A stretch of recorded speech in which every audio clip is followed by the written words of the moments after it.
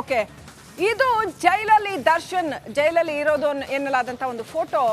ನಮ್ಮ ಜೊತೆ ರೇಣುಕಾ ಸ್ವಾಮಿ ತಂದೆ ಶಿವಣ್ಣಗೌಡರ್ ಅವರು ಫೋನ್ ಸಂಪರ್ಕದಲ್ಲಿದ್ದಾರೆ. ಸರ್ ನಮಸ್ಕಾರ. ಸರ್ ನಮಸ್ಕಾರ ಮೇಡಮ್ ಅವರೇ. ಸರ್, ಕಳೆದ ಹಲವು ದಿನಗಳಿಂದ ನೀವು ಅನುಭವಿಸಿರ್ತಕ್ಕಂಥ ವೇದನೆ, ನೀವು ಪಟ್ಟಿರ್ತಕ್ಕಂಥ ಸಂಕಟ ಖಂಡಿತವಾಗ್ಲೂ ಇಡೀ ಕರ್ನಾಟಕದ ಜನ ನೋಡಿದ್ದಾರೆ. ಈಗ ಕೊಲೆ ಆರೋಪಿ ದರ್ಶನ್ ಆರಾಮಾಗಿ ಐಷಾರಾಮಿಯಾಗಿ ಜೈಲಲ್ಲಿ ಇದ್ದಾರೆ. ಏನ್ ಹೇಳಕ್ ಬಯಸ್ತೀರಿ? ಫೋಟೋ ನೀವು ನೋಡಿರ್ತೀರಾ ನಮ್ಮ ತೆರೆ ಮೇಲೆ? ಇಲ್ಲ, ನೋಡಿಲ್ಲ. ನಮ್ಮ ಮೇಡಮ್ ಅವರೇ 2 ತಿಂಗಳಾಯ್ತು ನಾವು ಟಿವಿ ಹಾಕಕ್ ಹೋಗಿಲ್ಲ. ನಮಗೆ ಅದು ಘಟನೆಗಳು ಕೇಳಿ ನೋಡಿದ್ರೆ ನಮಗೆ ಬಹಳ ಸಂಕಟ ಆಗೋದ್ರಿಂದ ನಾವು ಹಾಕಿಲ್ಲ, ಗೊತ್ತಿಲ್ಲ. ಒಂದ್ ವೇಳೆ ತಾವು ಹೇಳ್ತಾ ಇರೋದು ಸತ್ಯ ಅಂದ್ರೆ ಅದು ನಮಗೆ ಯಾವ ರೀತಿ ರಿಯಾಕ್ಟ್ ಮಾಡ್ಬೇಕಂತಾನೆ ಕಷ್ಟ ಆಗ್ತಾ ಇದೆ. ಯಾಕಂದ್ರೆ ನಮಗೆ ನಮ್ಮ ಸಂಕಟ ನಮ್ಗೆ ಗೊತ್ತು, ನಮ್ಗೆ ಏನಂತ. ನಾವು ಇಲ್ಲಿವರೆಗೂ ನಾವೇನಂದ್ರೆ ನಮ್ಮ ನ್ಯಾಯ ನಂಗೇನೋ ಸರ್ಕಾರ ಎಲ್ಲ ನಂಬಿದೀವಿ, ಪೊಲೀಸ್ ಅಧಿಕಾರಿಗಳು ನಂಬಿದೀವಿ, ಅವರು ನ್ಯಾಯ ಕೊಡ್ತಾರೆ, ತಪ್ಪ ಶಿಕ್ಷೆ ಕೊಡ್ತಾರೆ ಅಂತಾನೆ ನಾವು ಇಲ್ಲಿವರೆಗೂ ನಂಬಿದೀವಿ. ಅಲ್ಲಿವರೆಗೂ ಮಾಡ್ತಾ ಇರೋದು ಸರಿ ಇದೆ ಅನ್ಸಿತ್ತು. ಆದ್ರೆ ತಮ್ಮ ವರದಿ ಪ್ರಕಾರ ಏನಂತ ಆಗಿದೆಯೋ ಗೊತ್ತಿಲ್ಲ, ನನಗೆ ಮಾಹಿತಿ ಇಲ್ಲ.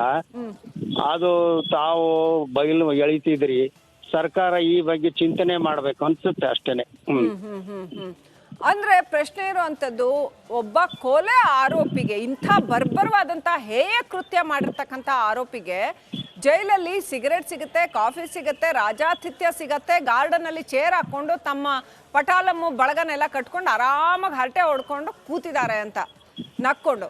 ಸೊ ಇಷ್ಟೆಲ್ಲ ಆರಾಮಾಗಿರಕ್ ಸಿಗತ್ತೆ, ಅವ್ರು ಕೇಳಿದೆಲ್ಲ ಸಿಗತ್ತೆ ಅಂದ್ರೆ ಏನರ್ಥ? ಎಲ್ಲಿವರೆಗೆ ಬಂತಿದ್ದು ಅಂತ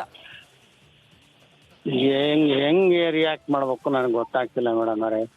ನಾವೇನೋ ಕಾನೂನು, ಸರ್ಕಾರ ಮತ್ತೆ ನ್ಯಾಯಾಂಗ ನಂಬಿದೀವಿ. ಇಲ್ಲಿ ಏನ್ ನಡೀತಿದೋ ಮಾಧ್ಯಮದ ಅದು ಗೊತ್ತಿಲ್ಲ, ನಿಮ್ ಮಾಧ್ಯಮದ ಮುಖಾಂತರ ಗೊತ್ತಾಗ್ತಾ ಇರೋದು. ಆದ್ರೂ ಈ ಬಗ್ಗೆ ಪೊಲೀಸ್ ಸರ್ಕಾರ ಪರಿಶೀಲನೆ ದಯಮಾಡಿ ಅವರಲ್ಲಿ ಕೈ ಮುಗಿದು ಕೇಳ್ತೀವಿ, ಪರಿಶೀಲನೆ ಮಾಡಿ ಅದಕ್ಕೆ ನೋಡಿ ಸೂಕ್ತ ಇದನ್ ಮಾಡ್ರಿ ಅಂತ ನಾವ್ ಕೇಳ್ಕೋಬಹುದು. ಅಷ್ಟು ಬಿಟ್ರೆ ನಾನು ಏನು ಆಕ್ಟ್ ಮಾಡಕ್ ಆಗ್ತಿಲ್ಲ. ಯಾಕಂದ್ರೆ ನಮ್ಮ ಸಂಕಟ ನಮಗೆ ಅದ್ರಲ್ಲೇ ಮುಳುಗಿ ಹೋಗ್ಬಿಟ್ಟಿದ್ವಿ, ಕಣ್ಣೀರಲ್ಲೇ ಕೈ ತೊಳಿತಾ ಇದೀವಿ. ನಮ್ಮ ಮನೆ ಪರಿಸ್ಥಿತಿ ಬಹಳ ಹದಗೆಟ್ಟಿದೆ.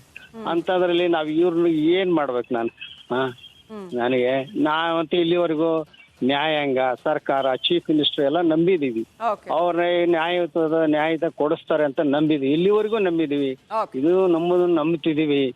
ಆ ರೀತಿ ನಮ್ಗೆ ನ್ಯಾಯ ಸಿಗುತ್ತೆ, ತಪ್ಪಿದ ಶಿಕ್ಷೆ ಆಗುತ್ತೆ ಅಂತ ನಂಬಿದೀವಿ ನಾವು. ಓಕೆ ಸರ್, ಓಕೆ ಓಕೆ, ಧನ್ಯವಾದಗಳು ಶಿವನಗೌಡ ಅವರೇ. ರಿಪಬ್ಲಿಕ್ ಕನ್ನಡಕ್ಕೆ ಮಾತು. ದರ್ಶನ್ ಮುಖದಲ್ಲಿ ಯಾವುದೇ ಪಶ್ಚಾತ್ತಾಪ ಇಲ್ಲ. ನಾನು ಹಿಂದೆ ಹೇಳ್ತಾ ಇದ್ದೆ, ಫೋಟೋ ನೋಡಿದ ತಕ್ಷಣ ಆರಾಮಾಗಿ ಬಿಂದಾಸ್ ಆಗಿ ನಕ್ಕೊಂಡು ಒಂದು ರೀತಿಯ ಕ್ರಿಕೆಟ್ ನಗು ಬೇಕಾಗಿದೆಲ್ಲ ಅನ್ನೋ ಪ್ರಶ್ನೆ ಬರುತ್ತೆ. ಸುತ್ತಮುತ್ತ ತನ್ನದೇ ತಂಡದೊಂದಿಗೆ ದರ್ಶನ್ ಮುಖದಲ್ಲಿ ಯಾವುದೇ ಪಶ್ಚಾತ್ತಾಪ ಇಲ್ಲ, ಆರಾಮಾಗಿ ಕೂತ್ಕೊಂಡಿದ್ದಾರೆ. ಸಿಗರೇಟ್ ಸೇರ್ತಾ, ಕಾಫಿ ಹೀರ್ತಾ, ನಗ್ತಾ ಇರುವಂತ ಒಂದು ಫೋಟೋ ಲಭ್ಯ ಆಗಿದೆ. ಹೀಗಿರ್ತಾರ ಹಾಗಾದ್ರೆ ಅಂಥ ಬರ್ಬರವಾದಂಥ ಹೇಯ ಕೃತ್ಯ ಮಾಡಿರ್ತಕ್ಕಂಥ ವ್ಯಕ್ತಿಗೆ ಕಿಂಚಿತ್ತು ಪಶ್ಚಾತ್ತಾಪ ಇಲ್ವಾ ಅನ್ನೋಂಥ ಪ್ರಶ್ನೆ ಮೂಡುತ್ತೆ. ಹಾಗಾದ್ರೆ ಏನು ಉಪಯೋಗ? ಇಷ್ಟೆಲ್ಲ ನ್ಯಾಯಾಂಗ ವ್ಯವಸ್ಥೆ ಇದ್ದು, ಇಷ್ಟೆಲ್ಲ ತನಿಖೆ ನಡೆದು ಏನು ಉಪಯೋಗ? ಆರೋಪಿಗಳು, ಇಂಥ VVIPಗಳು ಅಥವಾ ಪ್ರಭಾವಿ ವ್ಯಕ್ತಿಗಳು ಏನ್ ಬೇಕಾದ್ರೂ ಮಾಡಿ ದಕ್ಕಿಸ್ಕೊಳ್ಬಹುದಾ? ಈ ಎಲ್ಲ ಪ್ರಶ್ನೆಗಳನ್ನ ಈ ಫೋಟೋ ಹುಟ್ಟು ಹಾಕ್ತಾ ಇದೆ. ಆರಾಮಾಗಿ ಐಷಾರಾಮಿಯಾಗಿ ನೋಡಿ, ಆ ವಿಲ್ಸನ್ ಗಾರ್ಡನ್ ನಾಗ ಎಂಬಂಥ ಇನ್ನೋರ್ವ ಆರೋಪಿ, ಆತ ಇಡೀ ಜೈಲನ್ನ ಕಂಟ್ರೋಲ್ ಮಾಡೋಕ್ ನೋಡ್ತಾ ಇದ್ದಾನೆ.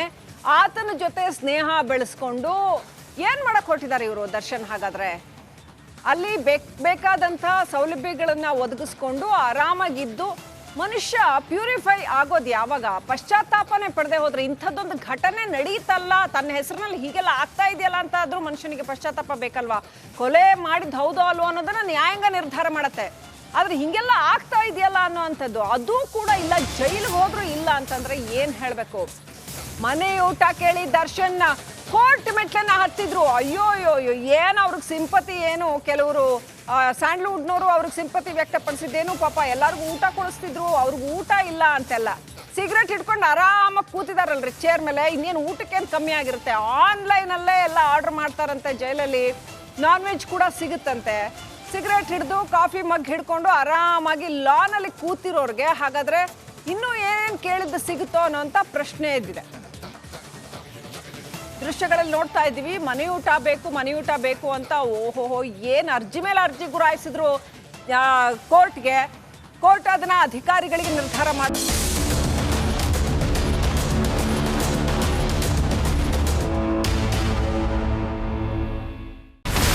ಇಲ್ಲಿರುವಂತ ಈ ಒಂದು ಗುಡ್ಡ ಕುಸಿದ ಪರಿಣಾಮ ಯಾವ ರೀತಿಯಾಗಿತ್ತು ಅಂತಂದ್ರೆ ಗಂಗಾವಳಿ ನದಿ ಪಕ್ಕದಲ್ಲಿರುವಂತಹ ಉಳುವರ್ ಎನ್ನುವ ಗ್ರಾಮ ಸಂಪೂರ್ಣವಾಗಿ ಇವತ್ತು ನಾಶ ಆಗಿದೆ. ಮನೆ ಮಠ ಏನಿಲ್ಲ, ಎಲ್ಲ ಹೋಗ್ಬಿಟ್ಟಿದೆ. ಇವತ್ತು ರಿಪಬ್ಲಿಕ್ ಕನ್ನಡ ಮಾಡಿದಂತ ಒಂದು ವರದಿಯಿಂದಾಗಿ ಎಚ್ಚೆತ್ತುಕೊಳ್ಳುವಂತ ಕೆಲಸ ಸರ್ಕಾರ ಮಾಡಿದೆ, ಸಚಿವರು ಕೂಡ ಮಾಡಿದ್ದಾರೆ. 2 ಗಂಟೆಗೆ ಸುದ್ದಿ ಮೂಡಿಸಿದ್ದು 6 ಗಂಟೆಗೆ ಎಲ್ಲ ಸಚಿವರು ಮಿನಿಸ್ಟರ್ ಎಲ್ಲ ಬಂದು ಇಲ್ಲಿ ನೋಡೋಗಿದ್ದಾರೆ. ಎಲ್ಲಾ ಜನರಿಗೂ 1,20,000 ಮತ್ತೆ ಅವರಿಗೆ ಮನೆಗೆ 5 ಲಕ್ಷ. ಈ ಸುದ್ದಿಯನ್ನ ಎಲ್ಲ ಒಂದು ಅಧಿಕಾರಿಗಳಿಗೆ ಮೂಡಿಸಿದ್ದಕ್ಕಾಗಿ ರಿಪಬ್ಲಿಕ್ ಕನ್ನಡ ಟಿವಿಗೆ ಧನ್ಯವಾದ ಹೇಳಿ ಇಷ್ಟಪಡ್ತೇವೆ. ಮನೆನೂ ಕೊಡ್ತೇವೆ, ಮಕ್ಕಳ ಶಿಕ್ಷಣಕ್ಕೆ ತೊಂದರೆ ಆಗದೆ ಇದ್ದಂಗೆ ಹೆಲ್ಪ್ ಮಾಡ್ತೇವೆ. 1,20,000 ಮನೆ ಯಾರ್ದ್ರ ಡ್ಯಾಮೇಜ್ ಆಗಿದೆ ಅದನ್ನ ಕೊಡ್ತೀವಿ ಅಂತ ಒಪ್ಕೊಂಡಿದ್ದಾರೆ. ನಮ್ಮ ಕಷ್ಟಕ್ಕೆ ನೀವು ರಿಪಬ್ಲಿಕ್ ಕನ್ನಡದವರಾದಂತ ನೀವು ನೆರವಾಗಿರುತ್ತೆ ನಾವು ನಂಬಿದ್ದೇವೆ. ಅವರಿಗೆ ಸೂರನ್ನ ಕಲ್ಪಿಸಿಕೊಡೋವರೆಗೂ ಕೂಡ ರಿಪಬ್ಲಿಕ್ ಕನ್ನಡ ಅವರಿಗೆ ಧ್ವನಿಯಾಗಿ ನಿಲ್ಲುವಂತ ಕೆಲಸವನ್ನ ಮಾಡುತ್ತೆ.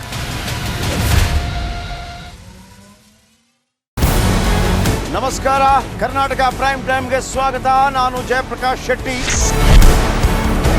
ಇಡೀ ಕರ್ನಾಡು ಇವತ್ತು ರೆಬೆಲ್ ಆಗಿ ನಿಂತಿದೆ. ಈ ಹಗರಣಗಳನ್ನು ಸದನದಲ್ಲಿ ಪ್ರಸ್ತಾಪ ಮಾಡಲು ಕೂಡ ಕಾಂಗ್ರೆಸ್ ಹಿಂದೇಟು ಹಾಕಿದ್ದೇಕೆ? ನಿಮ್ಗೆ ಸಂಬಳ ಅದಕ್ಕೆ, ನಿಮಗೆ ವಾಹನ ಅದಕ್ಕೆ, ನಿಮಗೆ ವೆಪನ್ ಅದಕ್ಕೆ, ನೀವು ಅದನ್ನು ಸೆರೆ ಹಿಡಬೇಕಾಗಿದೆ.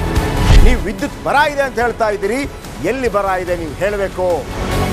ಪಾಕಿಸ್ತಾನ್ ಆಕ್ಯುಪೈಡ್ ಕಾಶ್ಮೀರ್ ಅದು ಎಂದೆಂದಿಗೂ ನಮ್ಮದು.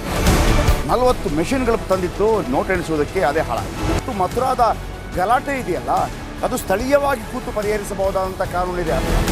ಗ್ಯಾರಂಟಿ ಯೋಜನೆಯಿಂದ ನಷ್ಟ ಆಗಿದೆ, ಲಾಭ ಆಗಿದೆ, ದಯವಿಟ್ಟು ಹೇಳಿ. Dawood Ibrahim most wanted criminal ಯಾವಾಗಾದ ಅಂದರೆ ಇಲ್ಲಿ ತನಕ ಭಾರತ ದೇಶದಲ್ಲಿ ಓರ್ವ ದಲಿತ ಪ್ರಧಾನಿಯಾದಂಥ ಇತಿಹಾಸವೇ ಇಲ್ಲ. ರಿಪಬ್ಲಿಕ್ ವರ್ಲ್ಡ್ ಆಪ್ ಇದು ಕೇವಲ ಅಪ್ಲಿಕೇಶನ್ ಅಲ್ಲ, ಸಮಗ್ರ ಸುದ್ದಿಗಳ ಸಂಪರ್ಕ ಮಾರ್ಗಕ್ಕೆ ಕ್ರಾಂತಿಕಾರಿ ಬದಲಾವಣೆ. ರಿಪಬ್ಲಿಕ್ ವರ್ಲ್ಡ್ ಆಪ್ ಕೇವಲ ಸುದ್ದಿ ಅಪ್ಲಿಕೇಶನ್ ಅನ್ನ ಪರಿಚಯ ಮಾಡ್ತಾ ಇಲ್ಲ, ಬದಲಾಗಿ ಡಿಜಿಟಲ್ ಸುದ್ದಿ ಬಳಕೆಯ ಹೊಸ ಯುಗಕ್ಕೆ ನಾಂದಿ ಹಾಡ್ತಾ ಇದೆ. ಇದೊಂದು ಬ್ರೇಕಿಂಗ್ ನ್ಯೂಸ್, ಪ್ರಭಾವಶಾಲಿ ಕಾರ್ಯಕ್ರಮಗಳಿಗೆ ಗಟ್ಟಿಯಾದ ವೇದಿಕೆ. ರಿಪಬ್ಲಿಕ್ ವರ್ಲ್ಡ್ ಅಪ್ಲಿಕೇಶನ್ ಈಗ ಲೈವ್ ಆಗಿದೆ. ಗೂಗಲ್ ಪ್ಲೇ ಸ್ಟೋರ್ ಮತ್ತು ಆಪಲ್ ಆಪ್ ಸ್ಟೋರ್ ಎರಡರಲ್ಲೂ ಲಭ್ಯವಿದೆ. ಈಗಲೇ ಡೌನ್ಲೋಡ್ ಮಾಡಿ.